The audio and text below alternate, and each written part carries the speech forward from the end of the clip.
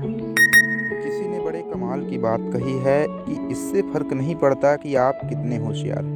कामयाब वही होते हैं जो लगन और साहस बनाए रखते हैं। हेलो दोस्तों, स्वागत है आपका आपके चैनल एसटी ऑलराउंड में। दोस्तों, आज है 23 मार्च 2022 और 23 मार्च के सभी महत्वपूर्ण करंट अफेयर्स की हम डिटेल से चर्चा करेंगे। आपको बता दें दोस्तों, आप अगर किसी भी कॉम्पिटिटिव एग्ज़ाम की प्रिपरेशन कर रहे हैं तो आज हम इसमें बहुत ही इंपॉर्टेंट और सेलेक्टेड क्वेश्चन लिए हैं जो कि आपके आने वाले एग्ज़ामों के लिए बहुत ही ज़्यादा यूज़फुल होंगे। तो चलिए दोस्तों, बिना देरी किए स्टार्ट करते हैं आज के अपने महत्वपूर्ण प्रश्न के साथ। और आज का पहला इंपॉर्टेंट महत्वपूर्ण प्रश्न है दोस्तों कि हाल ही में किस देश में महात्मा गांधी ग्रीन ट्रायंगल का अनावरण किया गया है। दोस्तों, इसका आंसर हो जाएगा ऑप्शन नंबर बी, मेडागास्कर। जी हाँ दोस्तों, महात्मा गांधी ग्रीन ट्रायंगल का अनावरण मेडागास्कर में किया गया है। दोस्तों, आइए कुछ इसके इंपॉर्टेंट बिंदु की चर्चा करते हैं। हाल ही में आज़ादी का अमृत महोत्सव को चिन्हित करने के लिए मेडागास्कर में महात्मा गांधी ग्रीन ट्रायंगल का अनावरण किया गया है। मेडागास्कर में भारत के राजदूत अभय कुमार ने एंटानानारिवो की मेयर नैना एंड्रियो टी टोहैना के साथ ग्रीन ट्रायंगल का उद्घाटन करके आज़ादी का अमृत महोत्सव मनाया है। दोस्तों, कुछ अगर इम्पोर्टेंट फैक्ट के बारे में और चर्चा करें हम, आपको ये भी ध्यान रखना है दोस्तों कि पट्टिका में हरा शब्द सतत विकास और पर्यावरण को बचाने के लिए उनकी प्रतिबद्धता को दर्शाता है। इस पार्क का नाम महात्मा गांधी ग्रीन ट्रायंगल रखना महात्मा गांधी को एक उपयुक्त श्रद्धांजलि है। समारोह को संबोधित करते हुए भारत के राजदूत ने कहा है दोस्तों कि भारत सरकार ने एक पहल शुरू की है। आज़ादी का अमृत महोत्सव प्रगतिशील भारत के 75वें साल पूरे होने पर जश्न मनाने और उसके मनाने के लिए शुरू किया है। और इस कार्यक्रम में स्थानीय सरकार के सदस्य, राजनयिक कोर, अंतर्राष्ट्रीय संगठनों के प्रमुख और मेडागास्कर में भारतीय प्रवासी के सदस्य शामिल होंगे। तो ये भी आपको ध्यान रखना है दोस्तों। चलिए दोस्तों, अब बढ़ते हैं अपने अगले प्रश्न की ओर।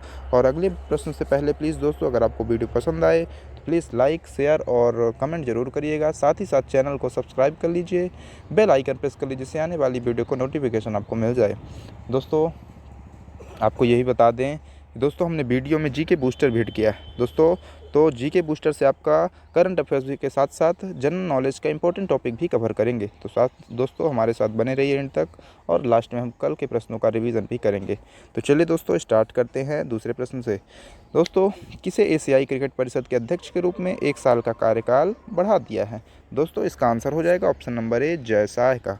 जी हाँ दोस्तों, एशियाई क्रिकेट परिषद के अध्यक्ष के रूप में 1 साल का कार्यकाल बढ़ा दिया गया है। दोस्तों, आइए इसके इम्पोर्टेंट बिंदुओं की चर्चा करते हैं। दोस्तों, एशियाई क्रिकेट परिषद ने सर्वसम्मति से अध्यक्ष जय शाह का कार्यकाल 1 वर्ष के लिए बढ़ाया है। आपको ये ध्यान रखना है कि जो ये 2019 से भारतीय क्रिकेट कंट्रोल बोर्ड के ये सचिव हैं। वहीं जय शाह को पहली बार जनवरी 2021 में बांग्लादेश क्रिकेट बोर्ड के अध्यक्ष नजमुल हसन की जगह एसीसी का अध्यक्ष नियुक्त किया गया था। तो आपको ये पॉइंट को अच्छे से ध्यान रखना है दोस्तों। आइए दोस्तों, एसीसी क्या है और साथ ही साथ हम बीसीसीआई के बारे में भी आपको बताते हैं। सबसे पहले आपको ध्यान रखना है एसीसी का अर्थात एशियन क्रिकेट काउंसिल। दोस्तों, इसका मुख्यालय है कोलंबो, जो कि कहाँ है, श्रीलंका में है।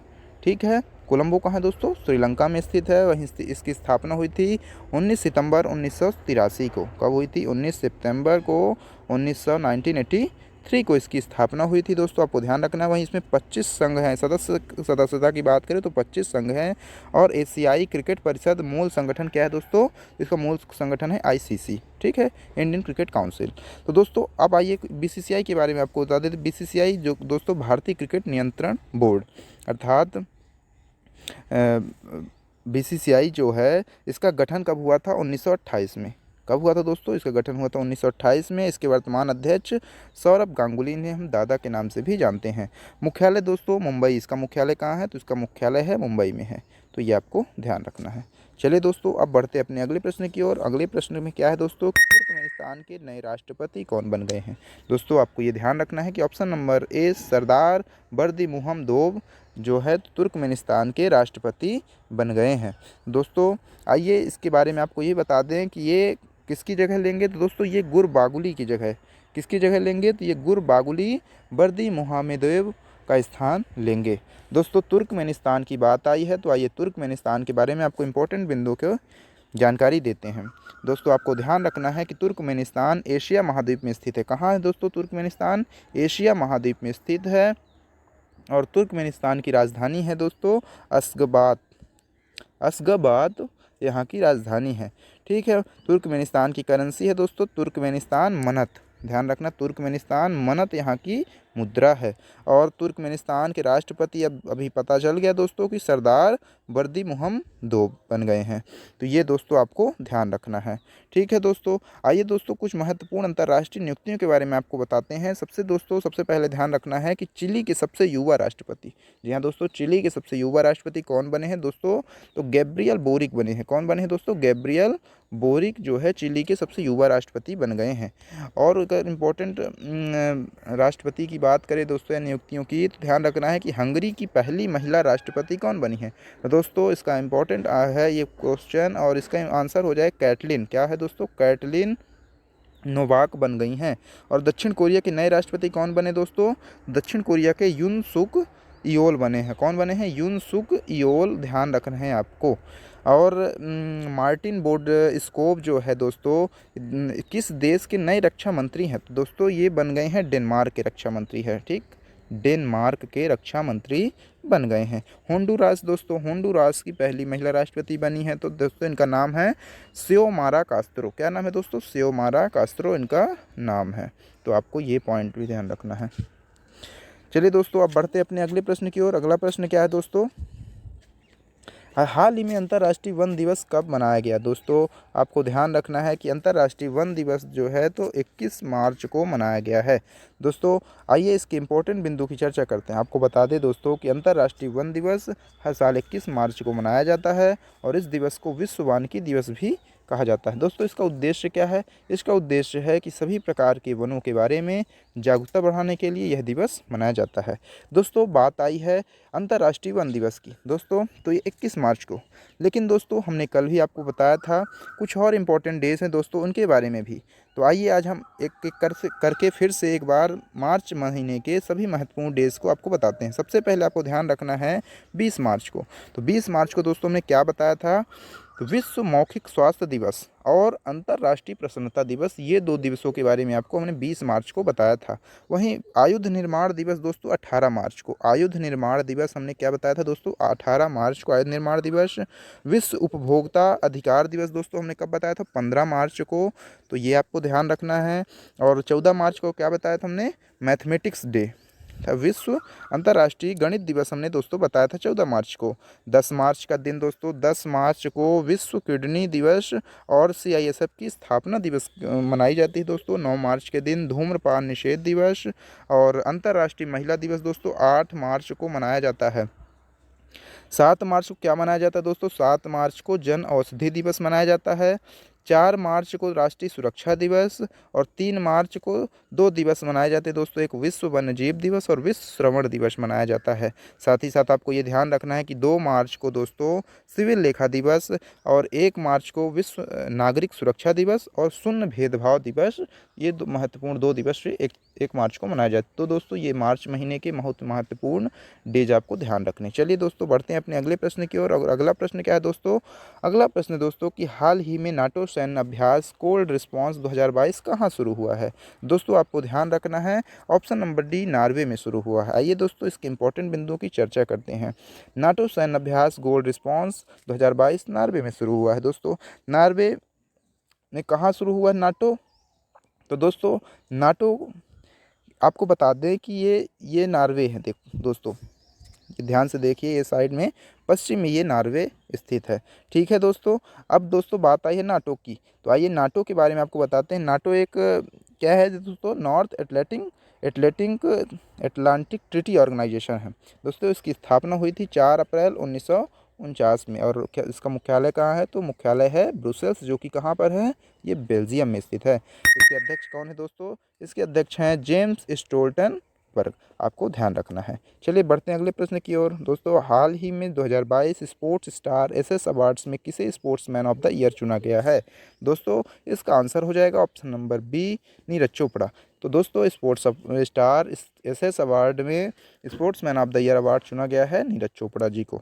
दोस्तों, आइए इसके इंपॉर्टेंट बिंदु की चर्चा करते हैं। 2022 स्पोर्ट्स स्टार एसएस अवार्ड में नीरज चोपड़ा को स्पोर्ट्समैन ऑफ द ईयर चुना गया है। दोस्तों, अब बढ़ते हैं अगले प्रश्न की ओर। Formula one Bahrain grand prix 2022 का खिताब किस खिलाड़ी ने जीता है? दोस्तों, आपको ये ध्यान रखना है कि ऑप्शन नंबर बी दोस्तों, चार्ल्स लेक्लर ने इस खिताब को जीत लिया है। और दोस्तों, कार्लोस सैंज जो हैं तो दूसरे स्थान पर। आइए इसके इंपॉर्टेंट बिंदु की चर्चा करते हैं। दोस्तों, चार्ल्स लेक्लर ने बहरीन इंटरनेशनल सर्किट में आयोजित formula one Bahrain grand prix 2022 का खिताब जीत लिया है।